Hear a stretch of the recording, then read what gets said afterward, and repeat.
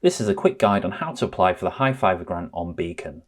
First thing you'll need to do is be a registered member of Beacon, and if you've not done that before, just head to www.beacon.org and click Login Register and then start your registration process. We do have a video explaining those details if you'd like to look at that first.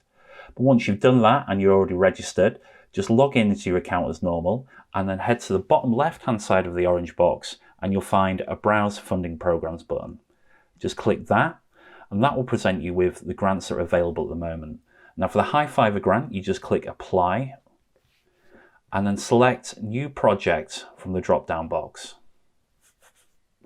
So then you're presented with the application form itself. And now this is comprised of 5 very short sections with very simple information. And at any time you can cycle through these by going and clicking the orange buttons at the bottom. So you can click the next section to have a look at the questions throughout the form and go back at any point. So we're going to go through the sections individually, and the first one is describe your group and how you support the community. And this is a text box to let us know about who you are, who you're helping, what difference that's making during the coronavirus outbreak, and if you're working with any other groups or organisations, and how you're supporting that community. And the next section is the number of volunteers, and that's literally just put the number of volunteers that are working with your organisation. And then we move on to the third section, which is what difference will this grant make to your work? And really this is here to describe the challenges and how the funding will support your solution to help other people. This could be telling us about ongoing costs such as petrol or food that you need to keep paying, or it could be something like an item that's going to help increase capacity and help you do more things. Just try and be as descriptive as possible to help us understand why the funding is important. So now we're moving over to the budget section, and this is where you provide a bit of information to us about what you're applying for. Now this really doesn't have to be exhaustive.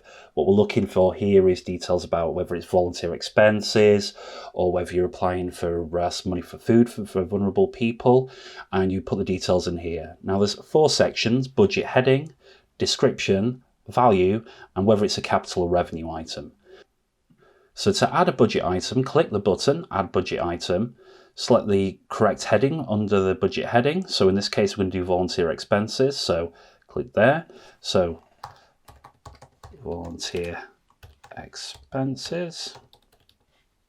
I'm going to put a value in here. We're going to put £200, and this will be a revenue item. And then I want to add another item to cover us for food that we're supplying to vulnerable people. So I'm going to add a budget item. Click here, consumables. Food for vulnerable people, and this time we're going to put £300. Again, this is a revenue item. Now at any time you can update and change these, and also you can delete a budget item by clicking the little red trash can on the right. Once you've added all the budget items that you want to add, put the amount required at the bottom left hand side, which will be £500, then click next section. So the last section is a declaration and submission, and here we're asking for you to confirm that the information you provided within the form is correct, that you have permission to apply for grants on behalf of the organisation or group that you're working with, and then we're asking for details of the name of the person with the authority to sign the grant offer letter and their role. Just put the details on there, go back and forth, just check the information is correct before heading back to the end and clicking the green button to submit your application. Once your application has been submitted, you'll receive any updates via a notification on email.